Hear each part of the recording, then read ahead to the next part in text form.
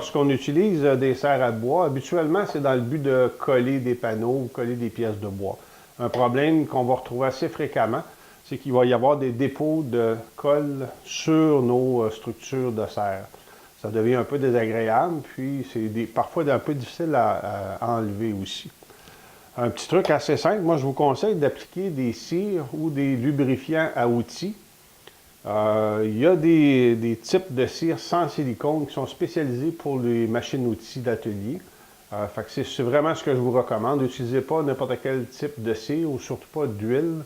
Ça pourrait entrer en conflit éventuellement avec les produits de finition que vous allez appliquer sur vos différentes pièces de bois. Assurez-vous d'utiliser une cire. Il y a des cires en pâte, il y a des lubrifiants en aérosol qui fonctionnent très bien. Regardez là, auprès des marchands spécialisés, là, vous allez trouver ça assez facilement. Puis, enduisez simplement vos serres avec ces lubrifiants-là.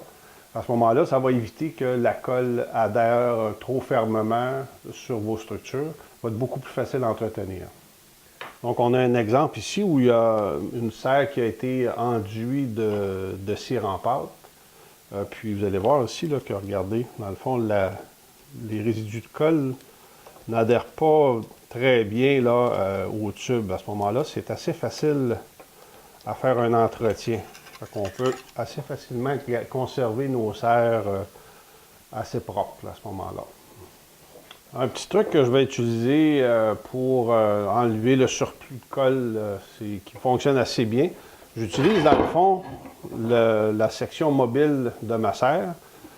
J'enlève un peu de pression, puis je fais simplement venir le frotter sur le tube. Les ancrages qu'on a ici là, font office de grattoir, puis ça fonctionne très très bien là, pour faire un petit ménage là, rapide là, de nos serres. Puis c'est encore beaucoup plus facile là, si on a enduit notre tube là, de cire en pâte ou de lubrifiant à outils.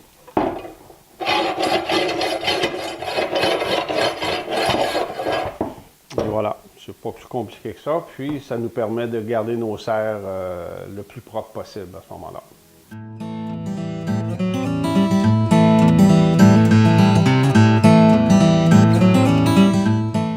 Joignez-vous aux milliers de bricoleurs qui suivent déjà nos cours en ligne. Que vous soyez du Canada, de la France, de la Belgique ou d'ailleurs, vous avez maintenant accès à des formations de qualité en français sur le travail du bois.